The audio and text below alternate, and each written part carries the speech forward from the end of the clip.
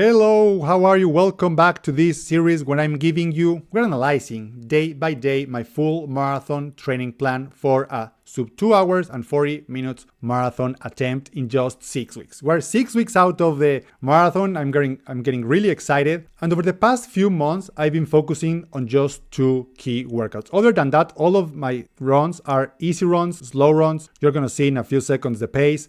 It doesn't matter how slow I'm going, how little I'm running on these days. The goal here is to recover and build mileage to be able to run a successful marathon. And the most important thing in this video is that I will show you those two workouts, what they look like, what are the paces I'm running them, and what paces you can run those workouts, and the progression to keep improving week after week to become better runners. But let's get started. 6 weeks out of the marathon, I ran 85 kilometers over the week. That it's 50 miles. It's not my biggest mileage. It's not my slowest mileage. I was just camping. I was just on a trip with my family. I skipped a day and we're going to talk about it. Let's just analyze day after day, the 6 weeks out, and then I'm going to go into the two key workouts. So on Monday, as always, after a long run on the weekends, it's an easy run, in this case, 8 kilometers at 5:20 per kilometer. And to give you some comparison that how slow that is to my pace,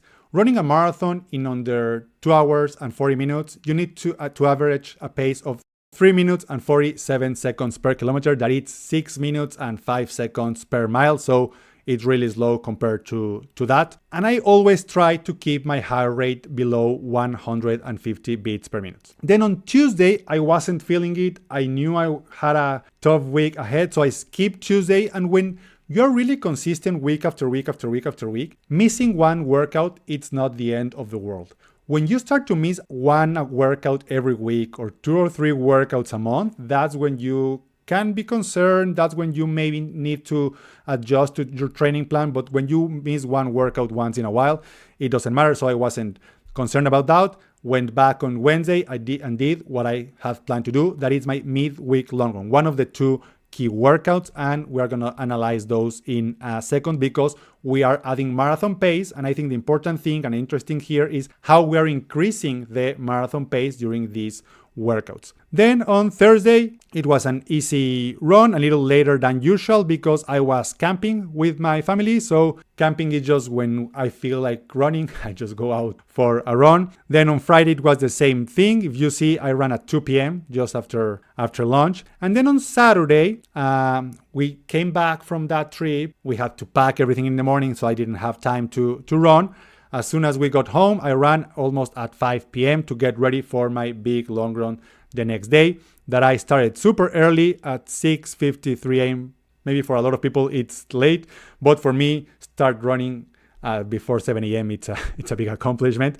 But 30 kilometers at 4 minutes and 13 seconds per kilometer. That it's the fastest long run I've done in my life, but it's been a progression. That's exactly what we're going to talk about right now. So let's go here. So 6 weeks out, total mileage, 85 kilometers, 50 miles. But I want to take you into my progression of my long runs over the past 5 weeks. So 5 weeks ago, I ran only 27.5 kilometers. And one thing you will notice here is how little more I run my long runs each week after week. I don't like that mindset of running 1 week 24 kilometers, the next week 27, the next week 30, the next week 33, the next week.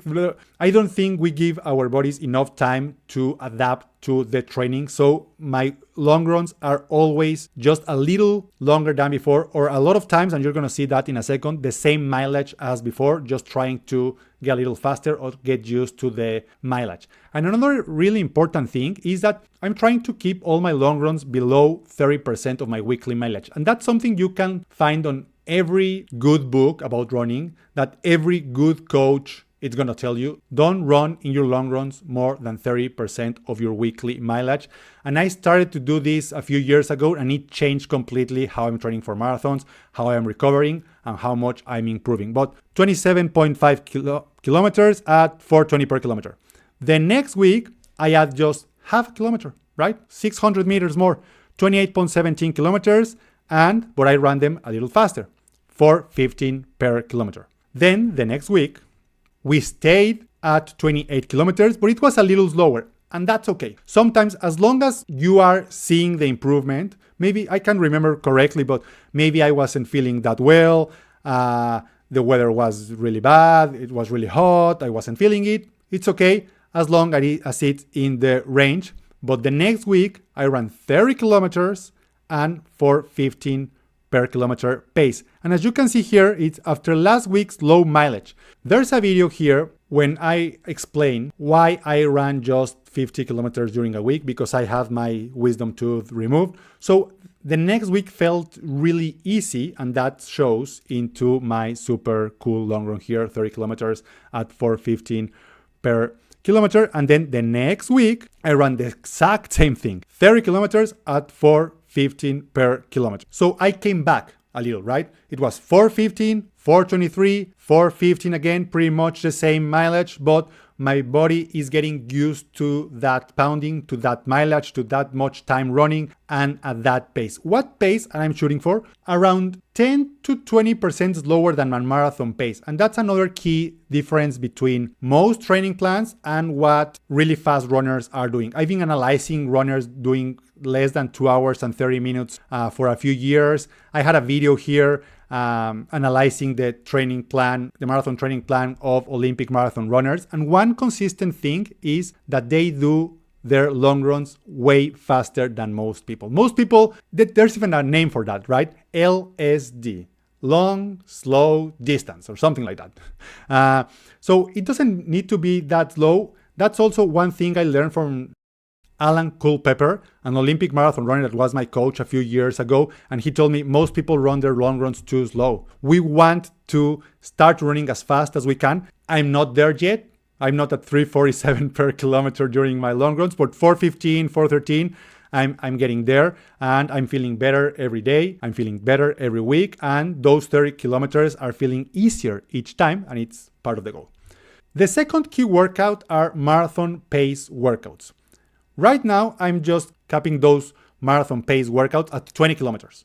What I'm changing is the speed at what I'm doing those. For example, 5 weeks ago, I just ran 2 times 5 minutes at marathon pace. You can see here, 3:47 per kilometer, 3:47 per kilometer. There was warm up, cool down, and that's it.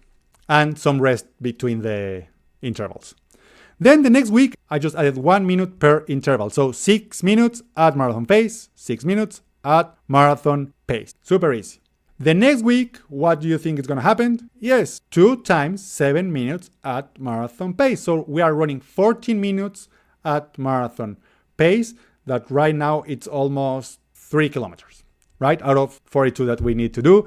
We're almost running 10% of a marathon at marathon pace, sandwiched between a lot of long runs, easy runs, and cool downs and warm up. And the next week, instead of going 2 times 8 minutes, I went down to 5 minutes, but I added a third interval. So you're running more time with some rest over there. And I just decided one thing during that workout.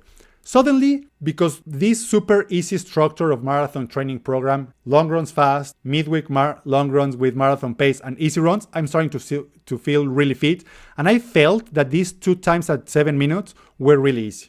So I was checking, can I run them at 3:40? And I tried to run these 5-minute intervals at 3:40, and I was able to hit 3:36, 3:39, 3:38.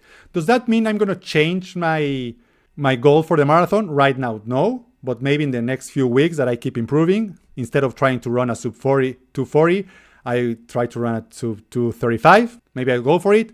Let's see how the training goes. And the next week, I added 1 minute to those 3 intervals. So it was 3 times 6 minutes at marathon pace. And here's an important thing. Just because you are able to do one workout 1 week doesn't mean that you are ready, that your fitness is there. But the next week you are able to do it, and the next week you are able to do it, maybe you are improving faster than you expected. So it's 3 minutes and 40 seconds per kilometer, 3 times with 6 minutes each. Next week, I'm doing 3 times 7 minutes. And then instead of doing 3 times 8 minutes, we're going to go back at 6 minutes intervals, but 4 times. And that's a very slow way to keep improving, but that's the best way to give your time body to adapt to the training. I see people just getting super tired after every long run, super tired after every speed workout.